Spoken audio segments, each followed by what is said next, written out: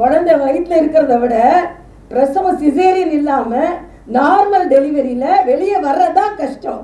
ஆக இன்னைக்கு ஒரு நல்ல குழந்தையை பெற்றெடுத்திருக்கிறீர்கள் என்ற வகையில அது எனக்கு மகிழ்ச்சி. ஏன்னா புத்தகம் நிறைய எழுதணும். அமர் பிரசாத் போன்ற இளைஞர்களெல்லாம் இன்னும் நிறைய புத்தகங்கள் எழுதணும். ஏன்னா நமக்கு திராவிட இயக்கங்களை பார்த்தீர்கள்னா அவங்க கூட்டத்துக்கு போறதுக்கு முன்னாலே அவங்க புத்தகத்தை எல்லாம் பரப்பி வச்சிருப்பாங்க. பாதி பேசி மக்களை ஏமாத்தினாங்க, அப்புறம் எழுதி ஏமாத்தினாங்க. ஒட்டுமொத்தமா பேசியும் எழுதியும் தமிழக மக்களை ஏமாற்றி கொண்டே இருந்தார்கள். ஆக அந்த ஏமாற்றத்தை மாற்றமாக நாம் கொண்டு வர வேண்டும் என்றால் நாமும் நிறைய எழுத வேண்டும். அவங்கள மாதிரி பொய் எழுத வேண்டாம். உண்மையில் நாம் சொல்வதை செய்வதை எழுதினாலே நமக்கு மக்கள் வாக்களிப்பார்கள்.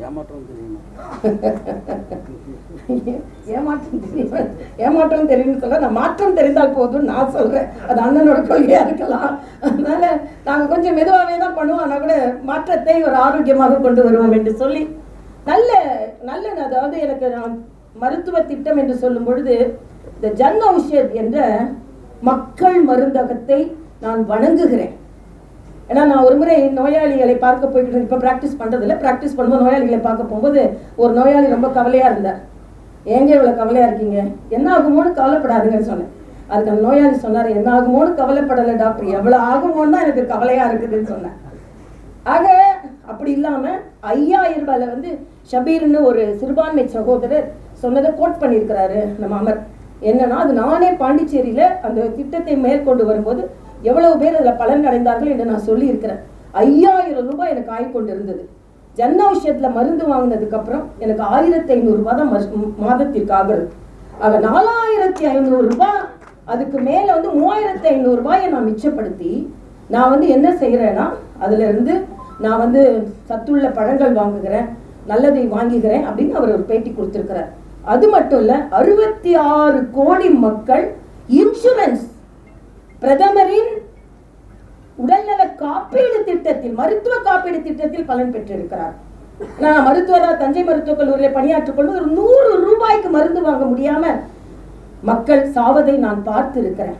ஆனா அதெல்லாம் இல்லாம இன்னைக்கு மக்களை பாதுகாத்து கொண்டிருக்கும் மருத்துவ திட்டங்களை பற்றி அது சஞ்சீவினி போர்ட்டல் எல்லாவற்றையும் பற்றி மிக அழகாக எழுதியிருக்கிறார்கள். அதனால் அதையெல்லாம் நீங்க படிக்க வேணும். ஒரே ஒரு வேண்டுகோள், அலையன் ஸ்ரீனிவாசன் அவர்கள் இங்க இருக்கிறார்கள், புத்தகத்தை எல்லாரும் வாங்கி படிங்க.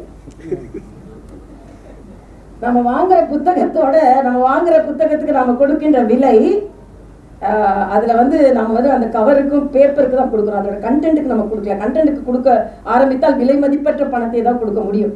ஆக பதிப்பகத்தாரும் கொஞ்சம் பலனடைய வேண்டும் என்பதற்காக எல்லோரும் தயவு செய்து வாங்கி படியுங்கள். இன்னொன்றைய நான் அலையன் ஸ்ரீனிவாசன் கேட்கிறேன், இளைஞர்கள்லாம் இவங்க எழுத ஆரம்பிச்சிருவாங்க, அவங்க புத்தகத்தை எல்லாம் நீங்கள் போட்டு தர வேண்டும். மாநில தலைவர் அண்ணாமலை அவர்களோடு நான் கேட்டுக்கொள்கிறேன், யார் யாரெல்லாம் இளைஞர்கள் புத்தகம் எழுத வேண்டுமோ அதையெல்லாம் எழுதணும். ஏன்னா வந்து நான் ஒரு புத்தக வெளியீட்டு விழாவிற்கு போயிருந்தேன். அப்போ ஒருத்தர் சொன்னார், திருப்பி திருப்பி சொல்லிக்கிட்டே இருந்தார், இது அமர் புத்தகம் இல்லை, நான் ஜென்ரலாக ஒரு லைட்டர் சென்ஸில் சொல்கிறேன், இந்த புத்தகத்தை வெளியே கொண்டு வருவது பிரசவம் மாதிரி இருந்தது, பிரசவம் மாதிரி இருந்தது, பிரசவம் மாதிரி இருந்ததுன்னு சொன்னார். நம்மளாம் சொன்ன மாதிரி ஒருத்தர் எழுந்து சொன்னார், புத்தகத்தை படித்தவர், போதும் இதில் குடும்ப கட்டுப்பாடு பண்ணிக்கோங்க, இந்த ஒரு புத்தகம் குழந்தை மாத்திரம் பெற்றது போதும் அப்படின்னு. ஏன்னா புத்தகம் அந்த நிலையில் இருந்தது. ஆனால் அமர் பிரசாத் ரெட்டி போன்ற இளைஞர்களுக்கு நான் சொல்கிறேன், உங்களுக்கு குடும்ப கட்டுப்பாடு கிடையாது, புத்தக கட்டுப்பாடும் கிடையாது, எத்தனை புத்தகங்கள் வேண்டுமானாலும் எழுதுங்கள். ஏனென்றால் அந்த எழுத்து மக்களை மாற்றும். ஏனென்றால் வார்த்தை, பாரதியார் சொன்னதை போல தேவ வார்த்தை. அக்னி குஞ்சொன்று கண்டேன், அங்கே ஆங்கொரு பொந்தில் வைத்தேன், வெந்து தணிந்தது காடு. ஆக ஒரு அக்னி குஞ்சை வந்து ஒரு மரப்பொந்தில் வைத்தால் காட்டையே வெந்து தணிக்கும் அளவிற்கு அந்த வார்த்தைகளில் ஒரு சக்தி இருக்கிறது.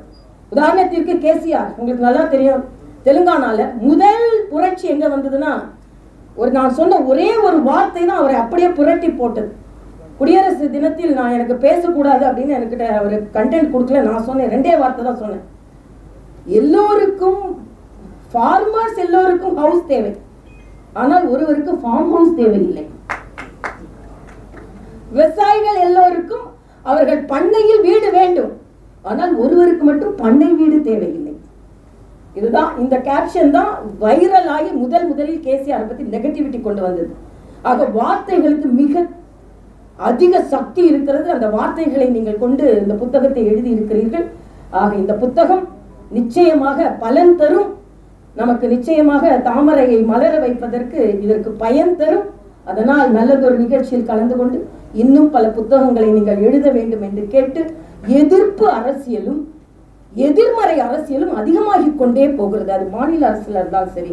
அகில பாரத அண்ணன் துரைமுருகன் காவிரி நீரை வாங்க போனார், போயிட்டு சொல்றாரு, அவரும் ஹிந்தியில பேசுறாரு, அமைச்சர் ஹிந்தியில பேசுறாரு, இணையமைச்சர் ஹிந்தியில பேசுறாரு, எனக்கு ஒண்ணுமே புரியல. ஆனா இதுக்காக தான் நாங்க சொன்னோம், என் தாய் தமிழை எதுவும் அழித்து விட முடியாது, அதே நேரத்தில் இன்னொரு மொழியை கற்றுக்கொள்வதில் தாய் தமிழ் பெருமை அடையுமே தவிர சிறுமை அடையாது என்பதைத்தான் நாங்க சொல்லிக்கொண்டே அந்த கும்மிடி பூண்டிய தாண்டுனா துரைமுருகனை அடையாளம் தெரியாது, அவர் அமைச்சரையும் அடையாளம் தெரியாது. அதனால்தான் நாம சொல்றோம், பரந்துபட்ட NEP-யா இருந்தா ஒத்துக்கொள்ளுங்க, நீட்டா இருந்தா ஒத்துக்கொள்ளுங்க, நல்லதை இந்த நாட்டிற்கு சொல்லும்போது அதை ஒற்றுக்கொள்ளுங்கள் என்று சொல்லி நல்ல புத்தகத்தை வெளியிட்ட தம்பி அமர் பிரசாத் ரெட்டிக்கு எனது வாழ்த்துக்களை தெரிவித்து, சூரியன் உதிக்கிறதோ இல்லையோ, கைகள் உயர்கிறதோ இல்லையோ,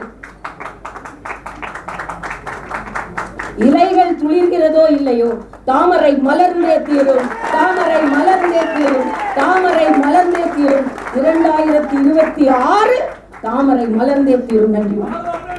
பாதகம் செய்பவரை கண்டால் நாம் பயங்கொள்ளலாகாது பாப்பா, மோதி மிதித்து விடு பாப்பா, அவர் முகத்தில் உமிழ்ந்து விடு பாப்பா. அண்மை செய்திகளை உடனுக்குடன் தெரிந்து கொள்ள இணைந்திருங்கள் இயம்நாடு தொலைக்காட்சியுடன்.